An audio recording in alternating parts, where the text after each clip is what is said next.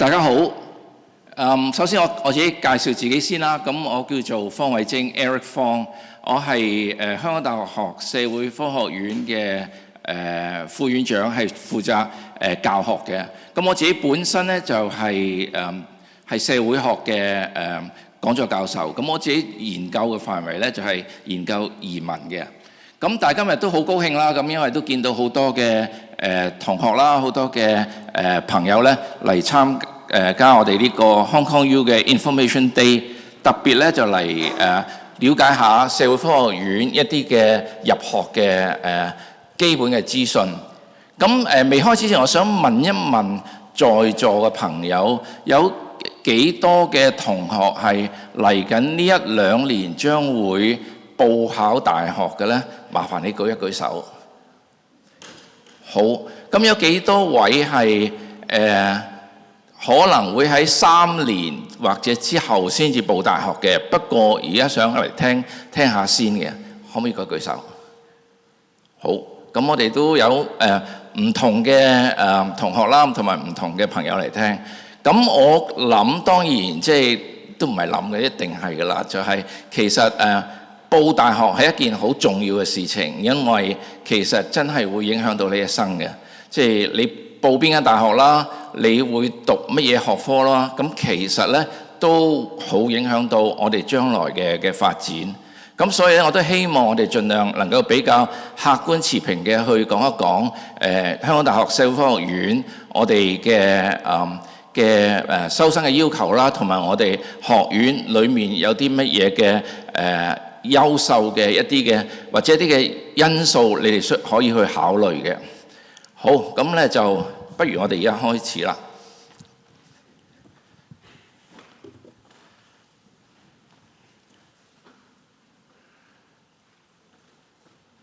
咁大家都唔係好想睇嗰幅相啦。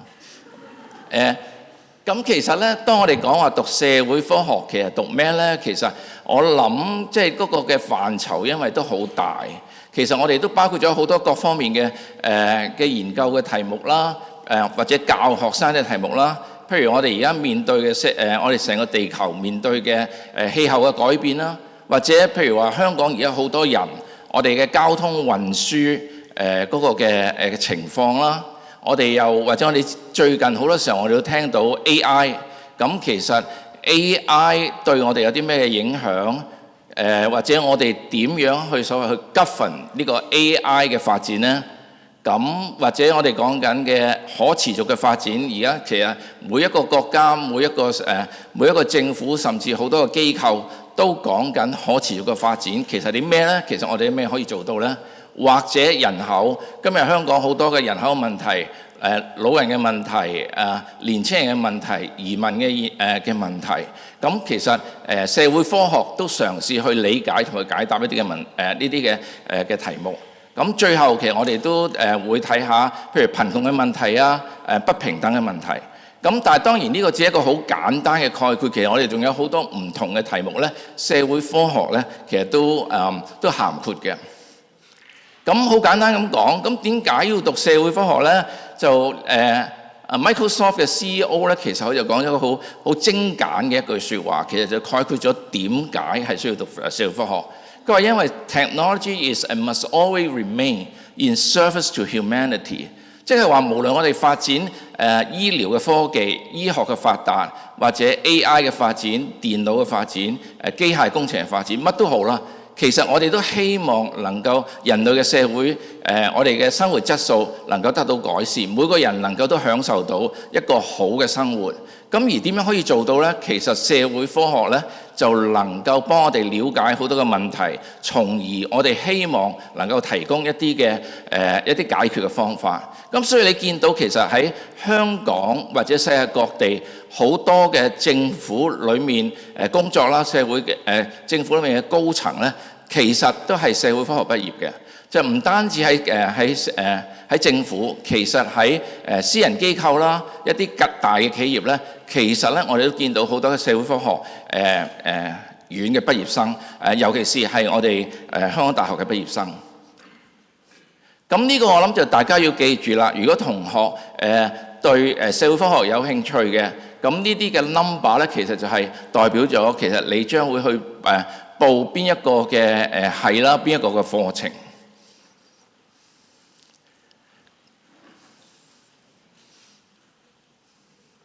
咁而我哋社會科學院其實係包括咗有6個嘅係嘅。咁第一就係 geography 啦、social work and social administration、psychology、population and public administration、journalism、and media study and sociology。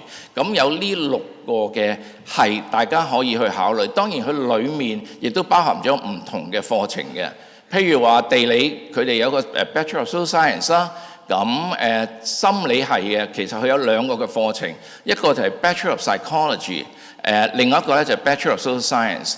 咁而 Journalism 咧就係有另一個課程，就係 Bachelor of Journalism Media and Artificial Intelligence。咁Social Work 亦都有2個嘅課程，PPA 即係 Politics and Public Administration 都有2個課程 ，Sociology 係有1個課程啫 ，Bachelor of Social Science。所以大家去報嘅時候咧，你就要留意下，其實你對邊一個嘅課程係有興趣嘅。咁而我想特別提一提咧 ，journalism and media study 咧，其實我哋呢幾年咧都有好大嘅改變。我哋其實特別而家係強調緊係 media， 即係喺做嗰個嘅 media 作用 AI 同埋 media 嘅關係，點樣用 AI 去幫助到 media 嘅發展。咁於是我哋就問啦，咁點解我哋要考慮香港大學？點解要考慮香港大學嘅社會科學院咧？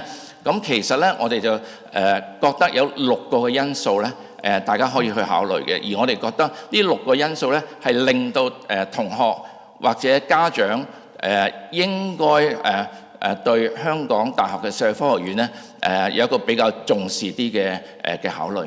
第一個咧就係我哋嘅 reputation 啦。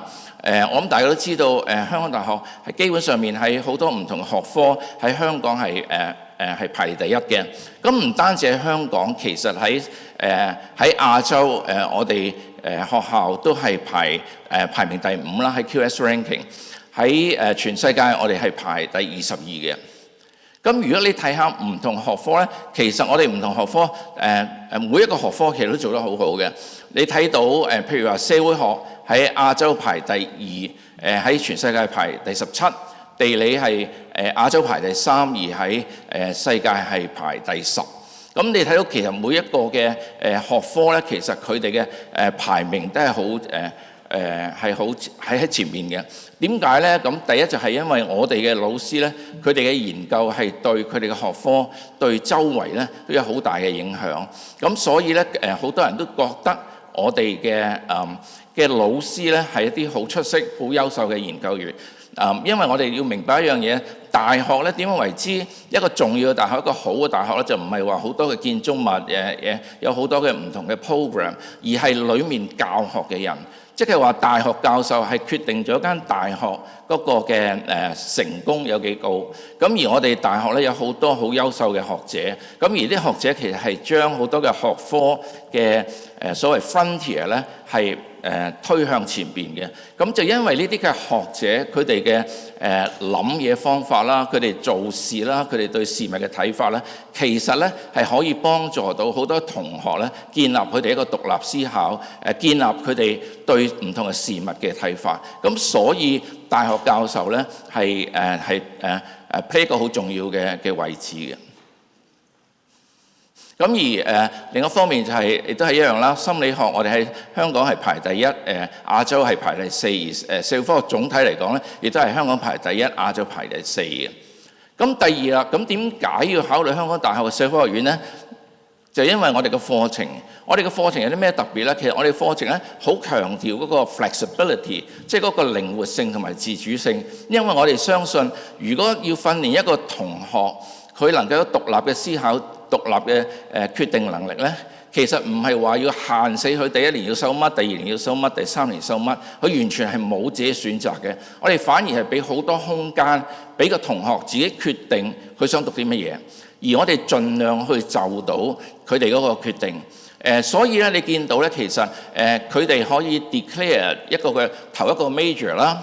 咁而佢 declare 個 major， 因為香港大學同好多大學有啲唔同咧，就係你第1年入咗去社會科學院之後咧，其實咧你就屬於一個社會科學院嘅大家庭，你就可以喺裡面揀唔同嘅 major 你上 major， 咁所以咧就係有一個好大嘅 flexibility。我哋都冇話限制話，今年我哋只能夠收10個學生去讀 psychology 或者major in psychology 或者 major in geography。總之你入到嚟社會科學院，你讀 Bachelor of Social Sciences， 咁你就可以選擇唔同嘅 major 啦。咁而同時咧，我哋都鼓勵啲同學咧可以有 minor 啦。咁而啲 minor 咧其實都係好 flexible 嘅。咁甚至話我好想認識多啲嘢，咁你可以 double major 添。咁你可以 double 即係可以讀2個嘅 major。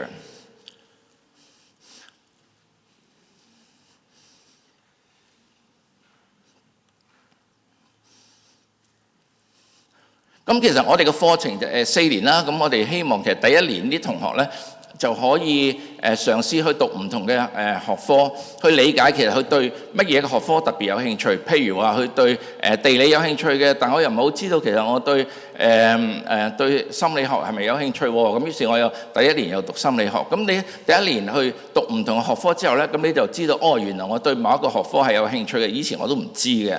咁於是咧，我第2年咧我就 declare 個 specialization 啦。咁我就 declare 個 major， 我可能 declare 一個 major。或者正話咁講，有啲同學係好想認識多啲唔同嘅知識嘅，咁佢就 declare 2個 major。咁第3年咧，咁我哋就鼓勵啲同學咧，就唔係淨喺學校喺個課室裏面去學一啲嘅知識。我哋咧就希望咧，或者唔係希望我哋有個課程設計咧，去到第3年嘅時候咧，佢哋就去唔同嘅機構或者公司咧，佢哋做一啲 internship。或者佢去一啲嘅去唔同嘅地方、唔同嘅學校，喺外國學校去做一啲 exchange。因為我哋相信咧，你學習咗2年之後咧，其實你應該需要去出去理解一下其實出邊嘅世界係點樣樣，然之後翻嚟你再學習嘅時候咧，就即係事半功倍。咁而第4年咧，其實我哋就希望盡量係準備高位嘅同學係畢業，然之後可能佢係需要揾工作或者去繼續讀書。嗱咁舉例嚟講啦，咁我哋正話講話有可以有唔同嘅 major， 譬如呢度咁講，譬如第1個 major 佢可以揀computational social sciences， 呢個係我哋今年或者係最近開始有嘅一個新嘅 major。computational social science 係咩咧？就係即係話我哋用大數據去理解社會嘅發展，或者去分析社會嗰個狀況係點樣樣。咁所以佢哋咧就要對統計啊、對電腦咧係比較熟悉嘅。第2個就可能係 geography 啦。咁我哋其實最近我哋嘅地理系嘅發展咧，就係我哋好強調 remote sensory， 即係話咧我哋做外太空嗰啲即係 satellite。咁然之後咧佢影出嚟好多嘅 images， 即係啲然之後咧就用呢啲嘅 images 咧就去做好多嘅分析。咁譬如話理解人口嘅分佈啊，理解嗰個生態環境啊。咁其實喺全世界咧呢方面嘅發展咧係發展好快，而且個需求亦都好大嘅。咁我哋有 political and public administration 啦，咁我哋有國際了解國際關係啦，亦都有 social policy and social development。咁我哋有 social work 啊 ，sociology， 我哋亦都有犯罪學啦、研究文化啦，或者研究人口嘅。咁呢個第1個 major 你可以揀。咁跟住你話哇，我都想好多嘢想讀喎。咁於是你可以選擇second major 或者一個 minor。咁呢啲你都可以選擇嘅。唔單止係咁喎，唔單止喺社會科學院裏面你可以揀第2個 major。其實咧你可以跳出社會科學院，喺唔同嘅學院咧你可以揀第2個 major 或者 minor， 即係話我突然間或者我一直嚟講，我對engineering 機械工程好有興趣嘅。咁於是我第2個 major咧，我可以走去engineering Faculty of Engineering 咧去 declare 一個 second major， 或者我對商科好有興趣嘅商業行為。咁於是咧，我 second major 咧就可以去 business science 咧就可以 major 佢哋嘅即係 as a second major。咁所以我哋一直就好強調Bachelor of Social Science 咧係一個好 flexible、好有靈活性嘅一個嘅課程。目的係希望啲同學自己能夠做出一個選擇，編排一個課程咧係最適合我哋自己嘅。咁嗱，呢個另一個例子啦，咁佢可以譬如第一個 major 佢可以係 computational social science， 第二個 major 咧佢可以係心理學。咁兩個嘅課程咧都係喺社會科學院裡面嘅。咁但係另一個例子咧，譬如話佢第一個 major 佢係喺讀公共管理 politics and public administration， 第二個 major 我發覺原來我對商學又好有興趣嘅，咁於是我就走咗去商學院咧，咁我就讀business。咁正話都講啦，咁第三即係呢個係個正話講係 major， 咁我哋正話講我哋都有一啲嘅 internship 俾啲同學嘅，咁佢哋一方面佢哋可以去一啲嘅公司一啲機構去實習，或者去一啲嘅大學去交換。咁但係我哋呢啲嘅 exchange program 係一個好特別嘅，因為我哋一個專責嘅小組去負責，咁佢哋未去間公司或者佢未去一間大學去交換嘅時候咧，其實我哋有一個好 intensive 一個 training 俾佢哋，咁就等佢哋知道其實佢哋去到嘅時候應該有啲乜嘢要做，同埋咧我哋都會盡量去 match 佢哋嗰個嘅需求，就唔會話亂嚟話你今日就去呢間公司，或者下次你就去呢間公司。咁我哋會盡量同間公司去 match 最適合佢去嘅一間公司去實習。咁另外一方面就係喺成個過程裏面咧，其實我哋係 closely monitor， 即係話咧我哋係同個同學同埋間公司或者間學校咧有保持一個好緊密嘅交流，知道佢哋發展係點樣樣，佢哋個情況係點樣樣。到最後翻嚟咧，我哋都有一個好詳細嘅一個 debriefing， 同啲同學一個 debriefing。咁所以咧係一個比較詳盡或者一個比較嚴謹嘅一個嘅 exchange program 嚟嘅。咁因為時間咧，咁我就要快啲咁多啦。咁你會見到咧，其實我哋嘅 internship program 咧，我哋去嘅地方咧，其實有大有細。譬如大嘅去 KPMG， 去 Financial Times， 去Hazen， 咁或者去 Watson， 亦都有啲細嘅地方。咁所以啲同學咧，其實係盡量去配合啲同學嘅需要，佢哋想去邊啲地方。咁去大學都係啦，去交換。佢哋譬如話好想近啲嘅，去清華、去北大，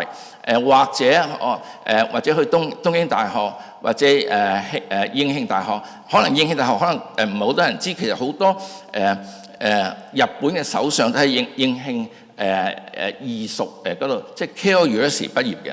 咁如果你話 OK， 我想去遠啲嘅，去加拿大最好嗰3間大學，多倫多、McGill 或者 UBC， 你都可以選擇去。或者我唔想去加拿大喎，我想去美國喎，咁你又可以揀東岸有 MIT 有 Harvard， 你可以去。所以咧，其實嗰個選擇嘅範圍咧係好多嘅。咁而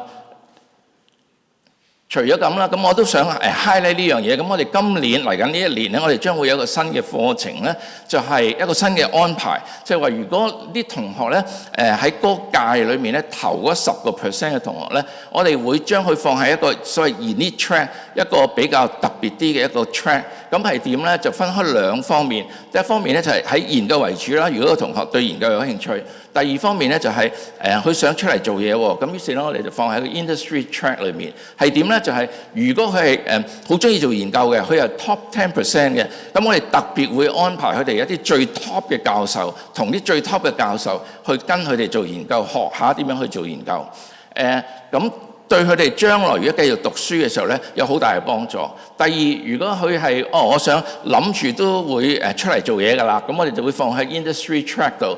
咁佢咧就會，我哋會安排佢一啲嘅公司啦。咁然之後咧，我哋會揾一啲我哋以前嘅舊生，佢哋通常喺間公司裏面做得比較高嘅職位嘅。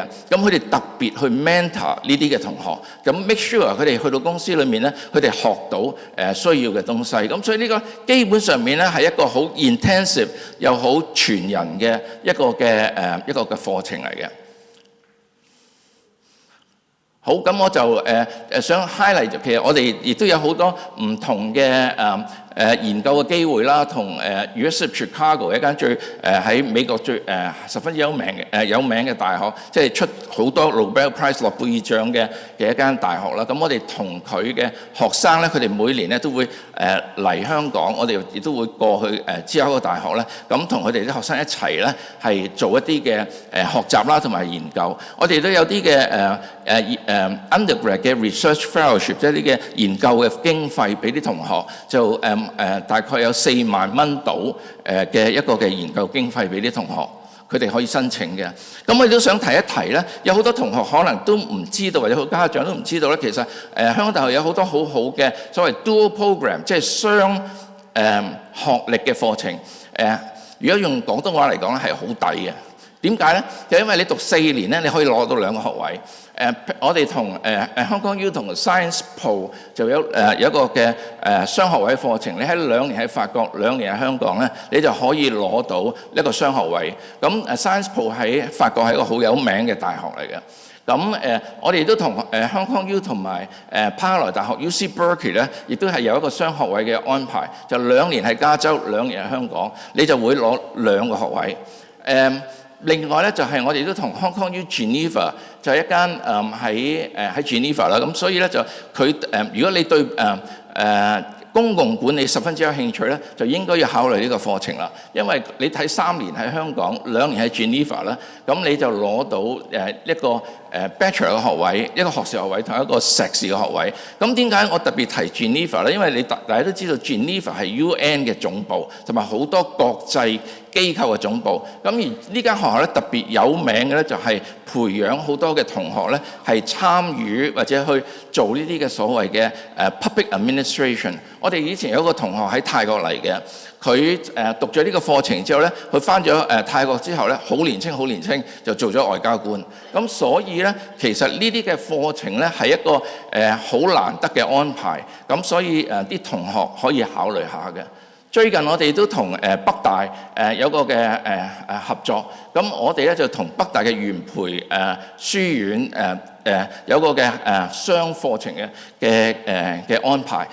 元培咧係你知北大基本上面係全中國係數一數二嘅大學啦，元培係喺北大裏面數一數二嘅書院。我哋淨係揀咗同元培合作，咁每年即係收幾位嘅學生。咁同樣一樣咧，係喺2年喺北大，2年喺香港咧，你就攞到2個學位，就北大同埋香港嘅學位。好，咁就時間關係，我就要快啲啦。咁你就話啦 ，OK， 咁多課程好好喎，咁出嚟工作嘅情況係點咧？我想話俾你聽咧，係10分之好嘅。如果最近如果你有睇報紙咧，即係南華早報 South China Morning Post 咧，佢就話咧，啲字可能細啲啦，佢就話香港喺大學畢業嘅喺香港嘅大學畢業嘅同學咧，其實佢哋人工咧係增加咗4.8% 嘅。咁而所有嘅學科裏面咧，佢就話咧社會科學 social science 咧係即係 perform 得最好嘅。咁所以咧尤其如果你講所有嘅大學裏面咧，當然佢話香港大學嘅嗰個嘅讀完之後嗰個人工嘅加升咧，其實係所有嘅大學裏面係最高嘅。咁所以換句話嚟講，如果你揀香港大學，又再揀社會科學院嘅時候咧，其實係幫助到大家，如果揾工嘅時候，將來嗰個發展。咁我哋亦都做過一啲嘅我哋自己學院亦都做咗啲調查啦。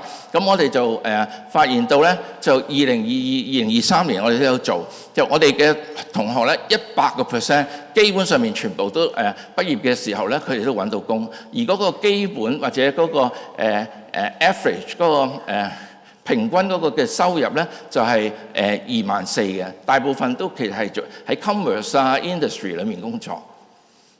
咁而佢哋做嘅地方、工作嘅地方其實都好唔同嘅，譬如有 Morgan Stanley 啦、UBS 啦、Standard Chartered 啦，喺政府、喺教育局啊、稅務局啊、醫管局啊咁都有。或者如果讀書嘅咧，會去 Cambridge 啊、去 Yale 啊、或者去 Stanford 啊、Oxford。我哋有啲嘅畢業生而家譬如喺 UCLA、喺 Oxford 係而家做緊教授嘅。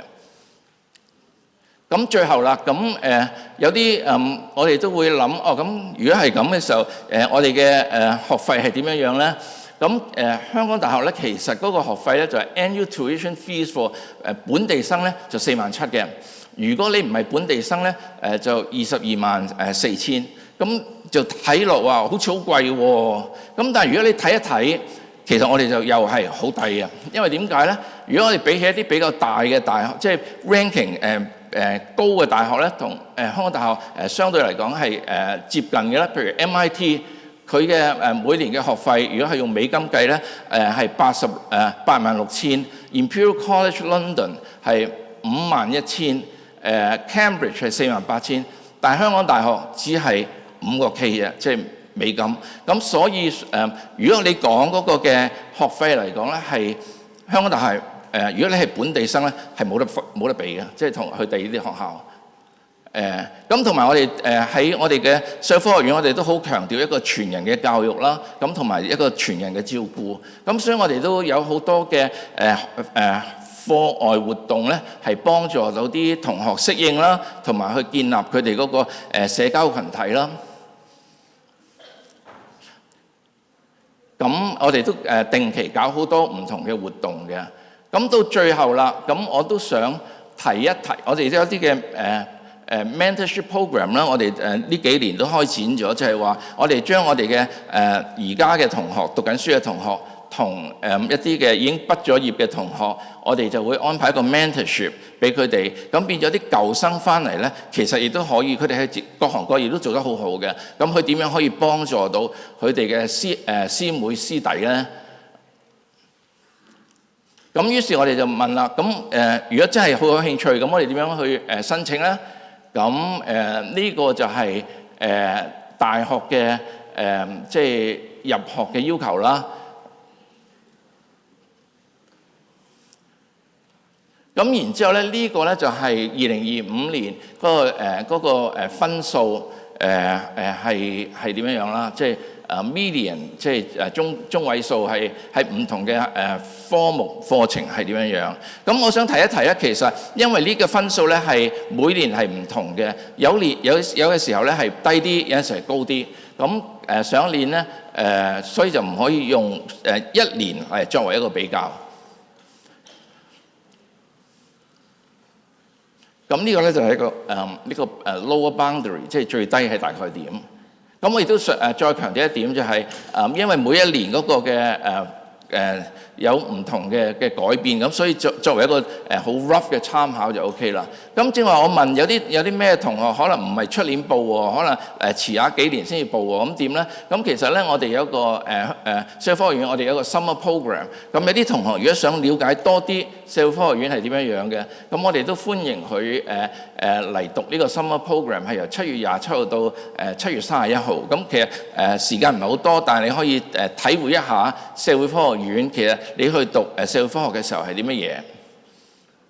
好，咁我諗我就到呢度為止啦。咁如果大家有興趣嘅，你哋一陣間可以留喺度問我哋一啲嘅同事啦。咁或者你哋可以 scan 咗呢個 QR code， 亦都有多啲嘅資訊。咁跟住落嚟咧，咁我哋就請咗有3位嘅我哋嘅舊生，同埋2位咧而家我哋讀緊書嘅同學。咁我哋都想請佢哋上嚟咧，同我哋講一講，即係佢哋喺社會科學院一啲嘅。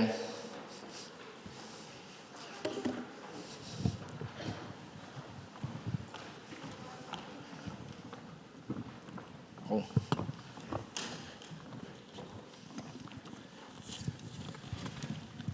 佢哋一啲嘅體會啦。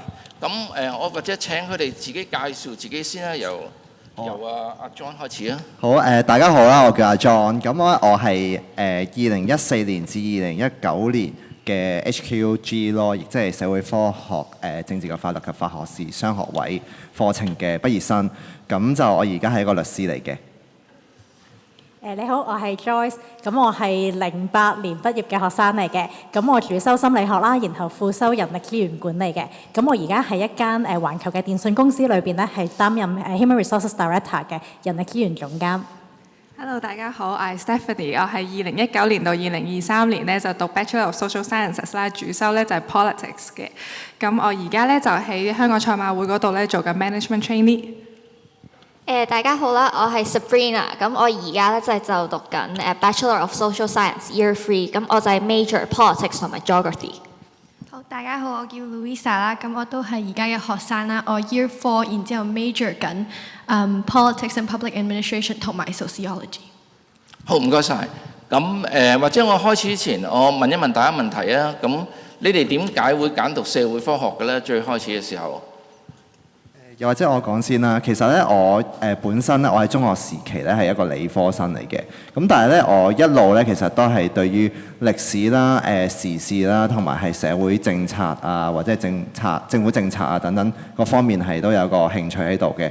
咁我喺放咗 DSE 成績之後咧，咁我覺得我都好希望係可以遵循翻自己嘅學術興趣同埋career 職業方面嘅興趣，所以就選擇咗去讀呢個社會科學啦，咁讀翻呢個 G Law program， 我覺得係迎合到我對法律啦、政策方面嘅呢一個濃烈嘅學術興趣嘅，咁所以我就揀呢個 program 啦。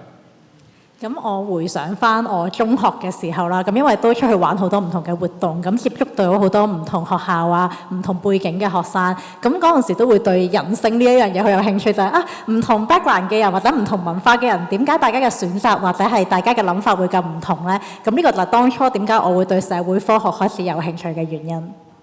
咁我中學嘅時候咧就係一個文理科生，即係又有讀文科啦，讀 English 嘅，咁亦都有讀理科，讀 physics 同 chemistry 啦。咁嗰時候咧就覺得好似兩邊我都有興趣，但係好似兩邊都唔完全係我代表到我自己啦。咁後來就發現咧，其實 social science 咧就有少少係 mix of both，咁所以就覺得呢個特別適合我自己，亦都可以咧應用喺生活裡面。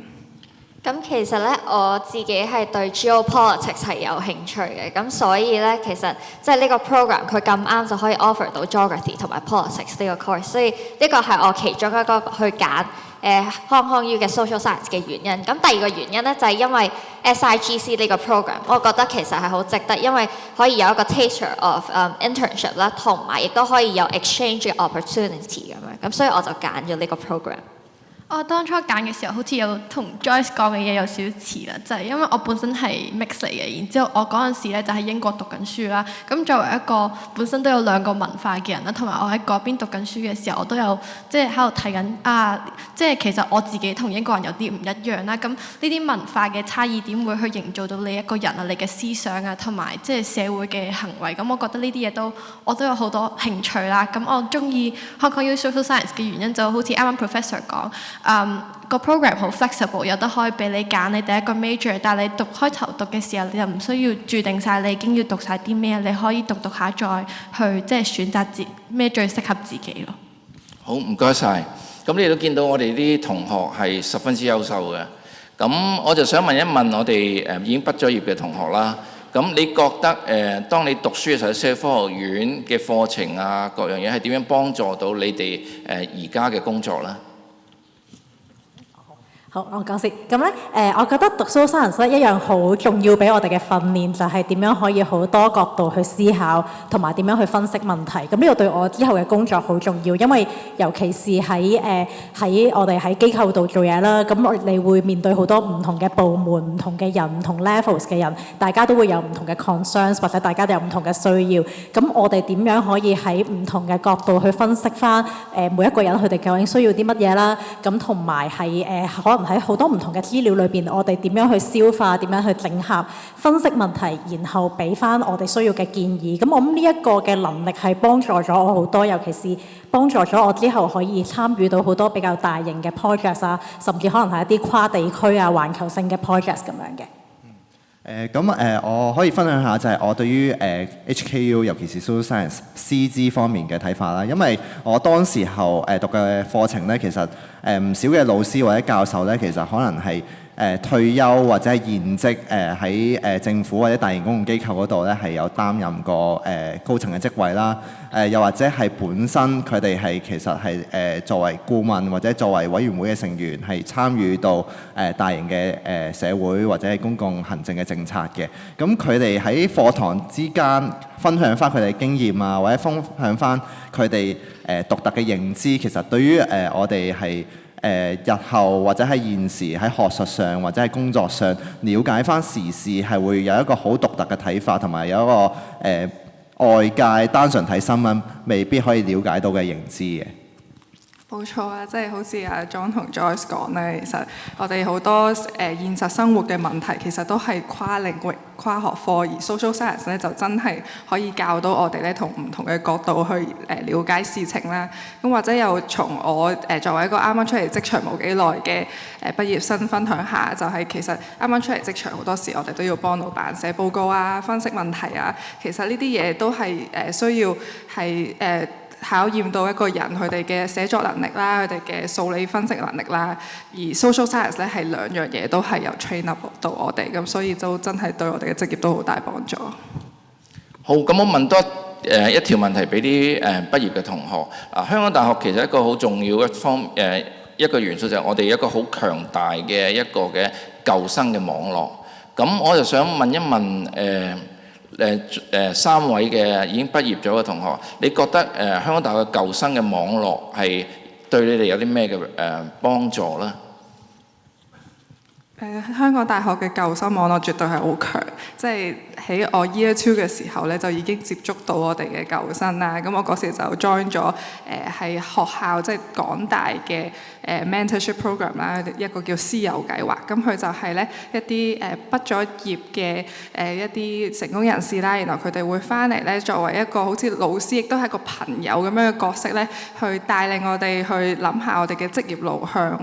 咁嗰時候咧就已經係可以識到唔同公司同唔同領域嘅成功人士啦。咁我到而家都仲有同我嘅 mentorship 有好好嘅聯繫。咁亦都係因為呢一樣嘢咧，所以其實我自己畢咗業之後，我都有翻嚟咧我哋 faculty 嘅 mentorship program。咁希望可以繼續傳承落去。咁我都一樣啦，喺我嘅工作上邊啦，咁因為我做 human resources 嘅，其實係好多 ConU 畢業嘅 social science 嘅同學仔咧，都喺呢個領域裏邊。因為作為一個 professional 嘅 human resources 咧，其實就係講緊我哋點樣，即係都係社會科學嘅一部分，就係點樣用一個好科學、好理性嘅方法去管理人才。咁當我可能係遇到可能其他機構嘅 HR 啦，又或者係一啲 consultancy firm 裏邊嘅一啲 counterparts 啦，其實好多時都係嚟自 Hong Kong U 嘅 social science。咁變咗大家就好多時可以 share 唔同嘅 practice 啊！你公司其實你會點樣去做 talent management 㗎？咁大家好多嘅分享。咁我嗰陣時候咧，就除咗 HKU mentorship 之外咧，我亦都有參加到一啲透過 HKU 啦，去參加一啲大型商業機構或者公共機構佢哋自己去搞嘅 mentorship program。咁其實佢哋都係配對翻一啲佢哋機構入邊嘅 ConU 畢業生啦。咁當中其實佢哋係帶翻我哋去了解翻，佢個商業機構或者個公共機構平時嘅工作體驗係如何啊，或者甚至會分享翻點樣去面試，透過面試嘅形式去或者係一啲相關點樣去攞到嗰個工作 offer 嘅機會咁樣。咁呢啲都係一啲好獨特嘅分享嚟嘅。而更多嘅其實係我出嚟工作嘅期間啦，畢咗業之後啦，咁其實會認識到原來好多ConU 嘅師兄師姐其實都係擔任類似嘅行業或者類似嘅工種。咁變咗其實大家咧會好多係 informal 或者 formal 嘅交流啦。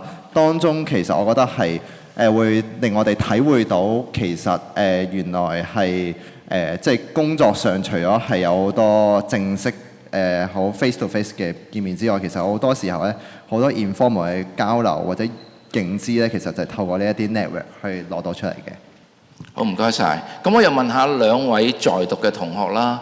咁我哋都知道讀大學嘅時候一定遇到好多問題嘅，或者由中學轉去讀大學。咁你覺得社會科學院點樣幫到你去解決呢啲嘅問題呢？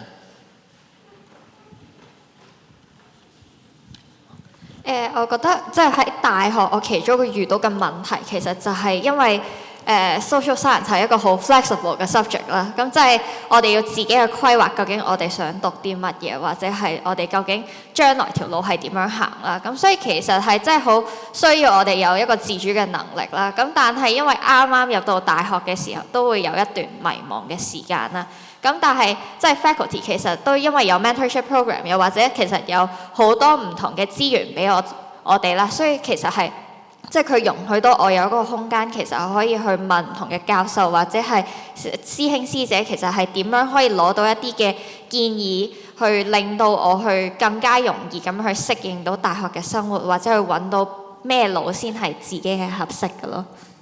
我覺得喺即係我嘅 perspective 入邊咧，就好多人讀 social science 都係因為 interest 咁去讀啦，即係覺得有啲咩 topic 係有興趣，咁就會嚟揀，就唔會特別話因為有一條已經鋪排咗嘅路，然之後就想揀 social science，因為我哋唔似 law 或者讀咩已經 kind of 註定咗我哋想做啲咩㗎嘛。但係好似啱啱所提嗰個 SIGC program 其實真係好好，因為特別係 SI 啦，你去一間公司去做實習咧，啲 mentor 即係喺公司入邊嘅 manager， 因為同 ConU 已經合作咗好多年，佢哋好識去即係幫你啊，去俾啲 exposure opportunity 你哋，咁真係俾你即係俾你自己 explore 下你到時 career 上嚟講係想做啲咩啊。然之後喺 ConU 嗰方面，我哋同時都會有老師去 supervise 我哋，咁就 make sure 我哋成個體驗都會好好咯。然之後如果有啲咩難處嘅話，你唔一定即係你唔單止可以 report 翻 to 你公司嘅 manager， 亦都可以去翻揾翻學校嘅同事去幫手咯。係。好，唔該。最後一條問題，我諗呢度在座都好多嘅同學諗緊應該報啲乜嘢，讀啲乜嘢。我唔知道5位有啲咩建議俾佢哋呢？我諗最主要嘅嘢就真係跟自己嘅興趣啦，因為頭先我哋自己台下都有講過，其實而家都講好多 AI 嘅嘢，hard skills 嘅嘢，其實你今日學完，可能過2個月已經 outdated 咗。其實而家最主要係你點樣去學習，點樣去可以好快咁樣去學到新嘅知識，點樣去可以好靈活咁樣變通，同埋去適應新嘅環境。咁所以其實可能讀啲乜嘢未必真係好緊要，反而係你自己最有興趣、你最有專長嘅嘢，你就揀嗰一科啦。而我覺得咧，其實喺日後無論係讀書時期啦，或者係工作時期咧，其實我覺得係我有一個 advice 就係你唔可以淨係一味去 hard sell 自己有啲咩好。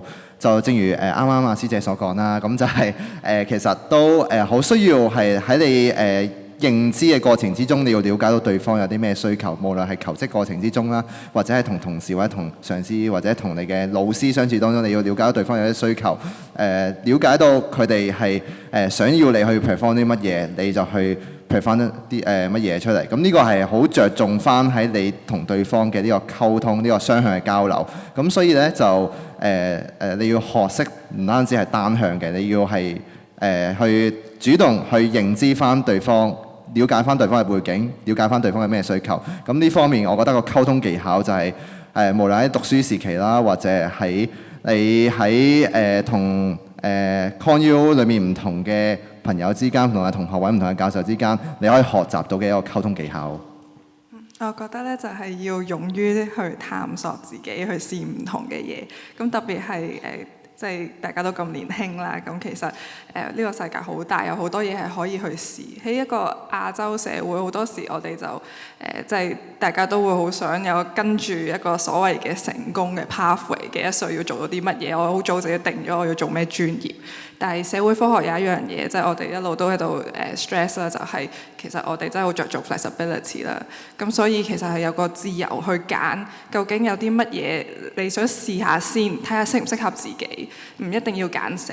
咁其實我自己都係，我去到 Year 4，我先至係真係定咗我自己個 major。我哋其實係可以 keep 住去 explore 唔同嘅 course 啦。咁當然都要砌夠學分去畢業啦。咁但係其實都係有好多 flexibility 去不斷咁試。咁所以都建議大家唔好咁快定咗自己，就多啲去嘗試唔同嘅嘢。我覺得 social science 呢一個科其實係好係關於人㗎啦。咁所以其實每一個學科裏面，佢唔係單止教你一啲嘅 specific knowledge， 而係教你點樣去挑戰唔同嘅diverse 嘅 perspective 啦。所以喺我哋同咁多唔同嘅聲音去共存嘅時候，我哋點樣去學識去欣賞唔同嘅意見啦，或者去嘗試喺自己嘅意見之上點樣去學識去問自己嘅意見係咪真係啱啦？咁樣先可以即係揾到一個比較多元嘅方式去嘗試解決一啲社會現有嘅問題。我諗我同 Stephanie 啱啱講嘅嘢都有啲 agreement 啦，就係唔好咁樣跨定自己一定要為咗有個 stable career 去揀咗一啲自己唔係咁感興趣嘅科目啦。咁喺而家仲係細嘅時候就好好 explore， 同埋用而家即係讀大學嘅時期，特別係一個好好嘅時間俾你哋去 explore 你嘅 interest 啊。特別我哋 ConU 有一個好 flexible 嘅 program 啦，即使你讀咗 social science， 你 OK， 你可能一個 major 好有興趣，但係其他 major 又唔係，即係其他 social science 嘅 major 又唔係咁感興趣嘅時候，仲可以 explore 埋其他 faculty 嘅 major 啦，咁可以真係做咗一個，即係你可以有一個好flexible 嘅 degree， 咁你就可以真係好好 explore 你自己嘅 interest， 同埋用ConU 有好多唔同嘅 resources 啦，咁用翻嗰啲 mentorship program 啊，或者 alumni network 去 support 翻你自己嘅 career path 咯。好，唔該晒。喺度都唔該多謝晒5位嘅同學啦。禮拜六下晝即係放棄咗冇自己嘅活動，翻到嚟港大同所有人分享下佢哋自己嘅經驗。喺度再次多謝大家。